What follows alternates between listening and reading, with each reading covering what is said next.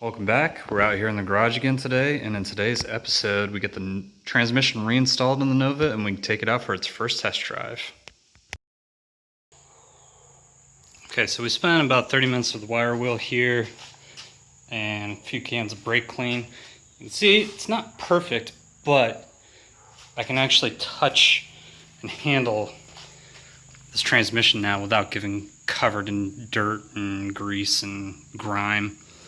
So, and like I said, eventually this thing's going to get pulled for that 204R anyway, so it really doesn't need to be perfect. It just needs to get me down the road.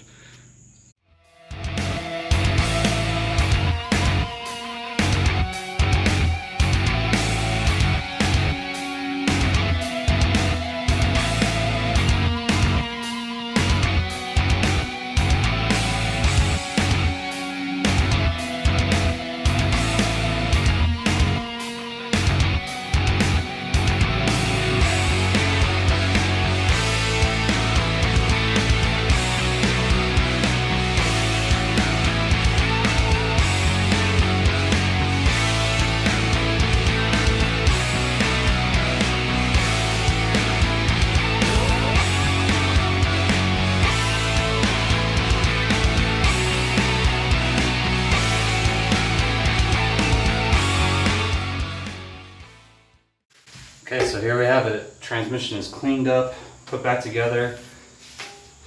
We got all of our new seals in. Everything seems to be good to go.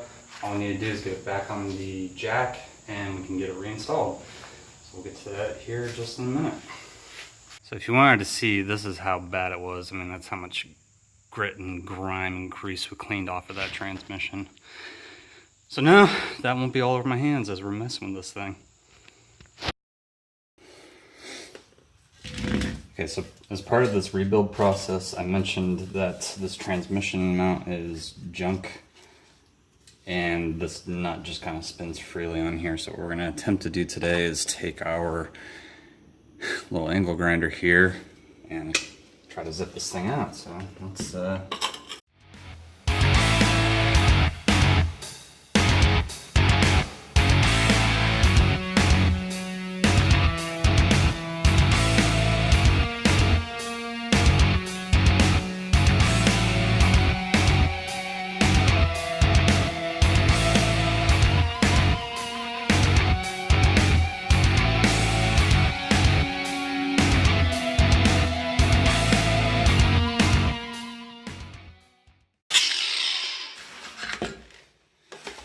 Alright, there we go.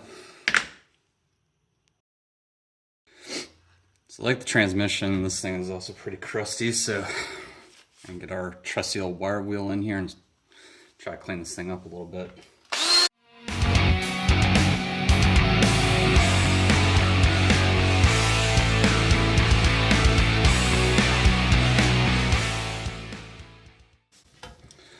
As you can see there, it cleans up pretty well. So we're gonna get in here and get this done. We'll come back once we got this all cleaned up. All right, so we got a lot of the grime kind of picked up off of these, and these are just caked in years of dirt and grease.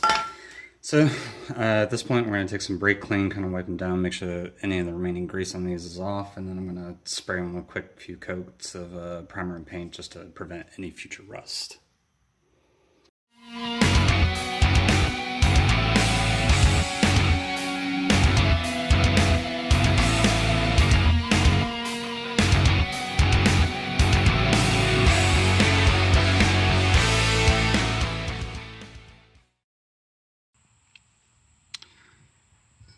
Okay, so here's where things start to get a little tricky.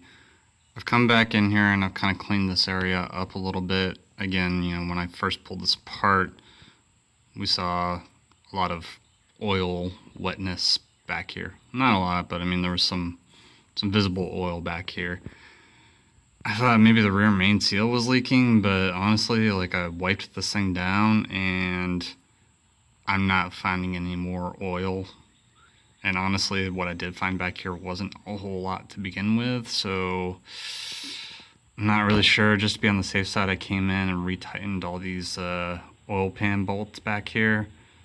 They weren't like super loose or anything, but I was able to get like another crank on there with the ratchet, so I don't know, maybe that was the problem. Anyways, I think what I'm going to do at this point, I'm just going to put the flex plate back on. I'm really not going to waste any more time on this. Again, this transmission is going to come back out eventually when we go to put that 4-speed unit in. So we'll just keep an eye on it till then and see how it looks when we go to pull that out. Now, this being a one-piece seal, if this seal is the problem, you know, it's really not that complicated to replace if we need to, but we'll cross that bridge when we get there. Okay, so we're gonna work on getting this flex plate reinstalled.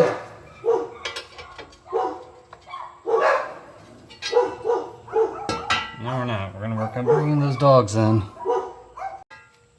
Okay, so right now we're working on getting the flex plate reinstalled. Now, these flex plates are directional, but there's a little dowel pin right here that helps you figure out where to seat it. I also do recommend thread locker with these, so make sure to give yourself a little dose on those as you're putting the bolts in.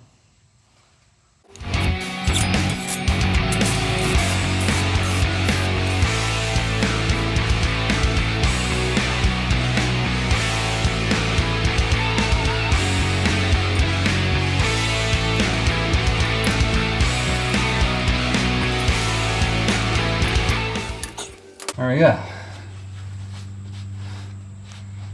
Flex plate is reinstalled. Now after this point, we'll be able to pull this transmission back in and get that seated. So let's get to staging that up.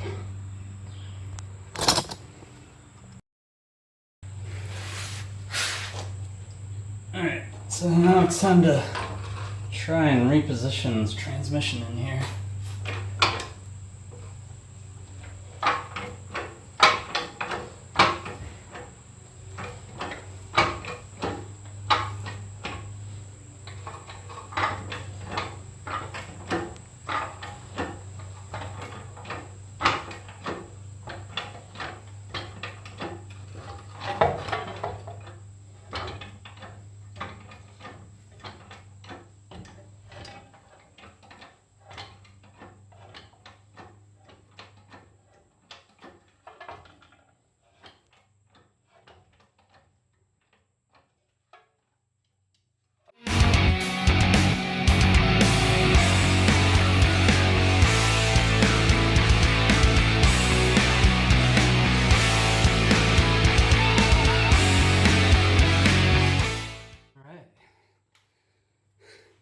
And just like that, we got our transmission made it back up to the engine. We're gonna go ahead and get the other 4 bolts in for the bell housing, and we'll come back and we'll start hooking everything else up. Okay, so now that we have the transmission made it back up to the engine here, we need to reconnect this kickdown cable. Now you can see the hole on that cable right there. It needs to connect into this little guy right here. So should be in the operative word there. Fairly easy to slip it down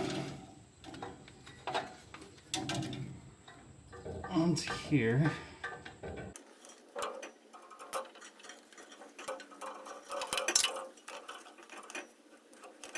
There we go. Now we have it hooked on, so we can slide it back down.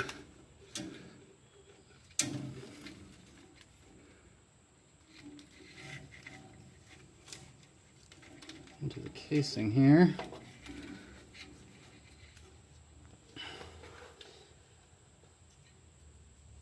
And then we have our bolt that holds the whole thing together right here. Okay, so like an idiot, I forgot to put the transmission dipstick tube back in before I bolted up the transmission, which this tab needs to go in right here. So I'm going to need to remove that bolt, and then I'll be able to install the transmission dipstick tube. Okay, so now that we've gotten the passenger side buttoned up a little bit, we're going to work here on the driver's side and get the last little bit put together over here. We just need to reattach the speedometer cable here and the shifter linkage. Now with the speedometer cable, I went ahead and replaced this O-ring here. Previous owner had slathered a bunch of RTV around here, which tells me at some point this was probably leaking. So you can see we've got brand new O-ring in there. Now when you're installing this, it's important to note, you can see there's that flat edge there. That's going to need to face horizontally on here in order to catch the little tab that secures it down here. So let's go ahead and get this in here and I can show you what I'm talking about.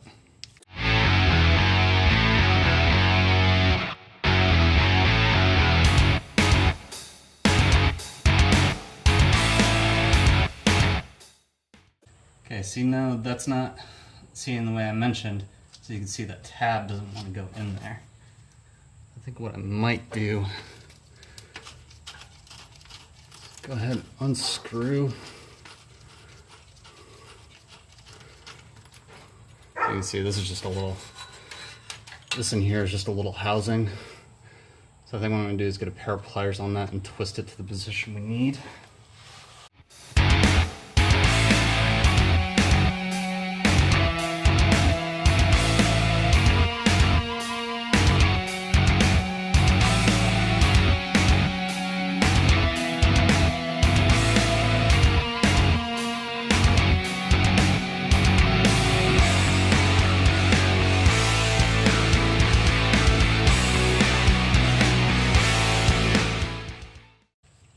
Now that's taken care of, we can move over to the front and get the shifter linkage reinstalled. Okay, so here we are back at the front. Go ahead and get our shifter linkage back into place here and reinstall.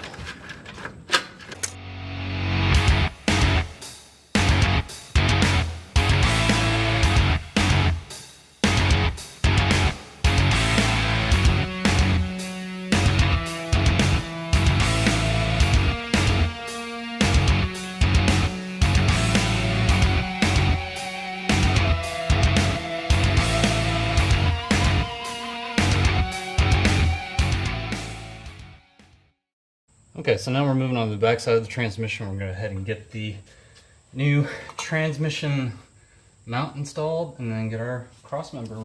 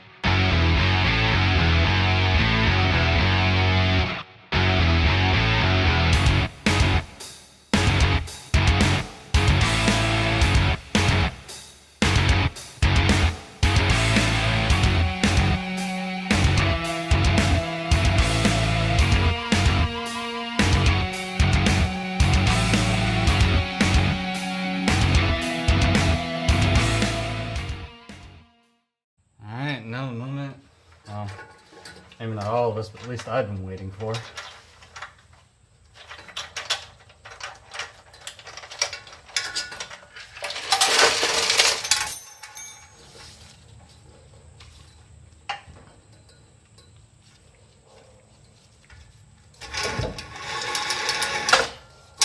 Bam! Okay, so we're getting ready to reconnect the torque converter here. Again, it's pretty much the reverse of install. You just take your torque converter bolts here, make sure you have them lined up on your flex plate here. Slide your bolts in.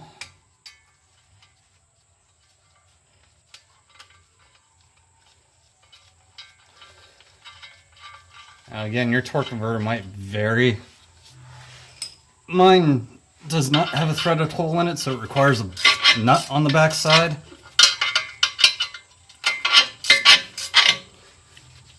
But yours might have threads in it, so just check before you start throwing it together.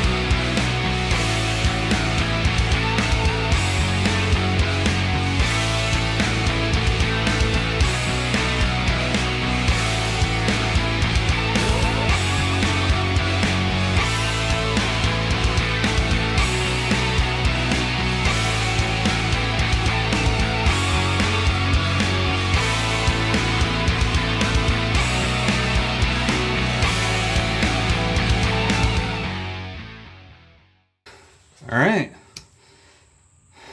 that's gonna do it for now. Again, we still got some final touches to do. We got to reassemble the exhaust system here and put the top of the engine back together. We pulled the valve covers and everything earlier, so need to get that reassembled, but we're in the final stretch here.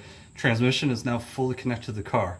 Now normally there's a dust shield that goes here.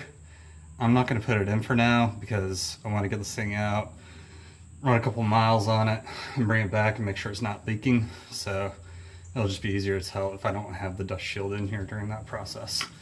Anyways, let's get on to the next. Okay, so now that we have the transmission in, we're going to go ahead and get the car jacked back up and get these platforms out, and then rest it back down on jack stands so it's at a more workable height from the top. Remember, again, we got to get the exhaust header back in and kind of reassemble the top of the engine before we're ready to go.